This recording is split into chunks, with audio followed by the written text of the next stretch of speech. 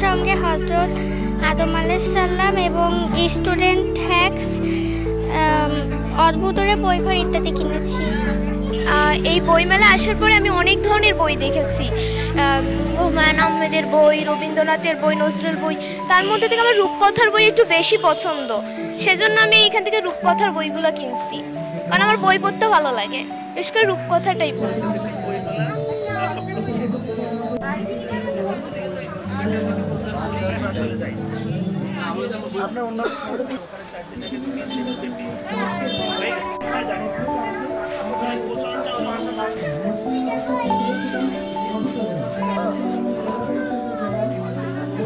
অনেক বই দেখছি, এই যে এটা দেখতেছি ছোটদের মেধা বিকাশে জ্ঞান বিজ্ঞান, আরও বিভিন্ন বই আছে। এখন আমি মাত্রই আসলাম, তবে খুবই ভালো লাগতেছে। এটা খুবই মনে করেন যে সবাইকে কি বলে এটাকে অনুপ্রেরণা যোগাবে বই কেনার জন্য। আর যেহেতু ফেব্রুয়ারি মাস, এরকম একটা খুবই ভালো লাগতেছে। এই আসলাম একটু দেখতে, ভালো লাগলো। বাগেরহাটের ভিতরে এমন একটা ভ্রাম্যমাণ মেলা, খুবই ভালো লাগলো।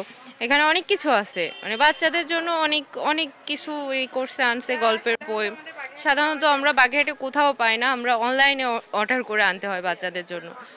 বড়দের জন্য গল্পের বই, অনেক রকম জিনিস, ভালো লাগলো। মানে বাগেরহাটে এরকম একটা মফস্বল শহরে এরকম একটা ভ্রাম্যমাণ মেলা, বই মেলা হচ্ছে, এটা আসলেই সুখবর। বড় পরিসরে যেহেতু মফস্বল শহর বাগেরহাট, একেবারেই ছোট পরিসরেই প্রায় সমস্ত কিছুই হয়, তবে বই মেলাটা বড় পরিসরে হওয়াটাই উত্তম। আমরা যেমন ঢাকাতে আমরা বই মেলা দেখি যে পুরো 1 মাস ব্যাপী চলে, এখন বাংলা একাডেমির প্রাঙ্গণ ছাড়িয়ে সেই সোহরাওয়ার্দী উদ্যান পর্যন্ত নিয়ে গেছে। ওইটা হয়তো সম্ভব না বাগেরহাটে, তবে এর চেয়ে আরও বেটার বইমেলার আয়োজন করা যেতে পারে, এবং সাথে সাথে প্রচারণাটা চালাতে হবে। তা না হলে তো আমি যদি না জানি যে এখানে বইমেলা হচ্ছে, তাহলে তো আসবো না। পড়লো না, কিন্তু বইটা জানবে যে এই বইগুলো বিক্রি হয়, বা বই মেলায় গেলে কিছু বই জানা যায়, কিছু সাহিত্যিকের নাম জানবে, কিছু বইয়ের নাম জানবে। বা এই যে আশা অভ্যাসটা, এই যে বাচ্চাদের বা যারা পাঠক তাদের আশার অভ্যাসটা তৈরি করার জন্য আসলে বইমেলা দরকার।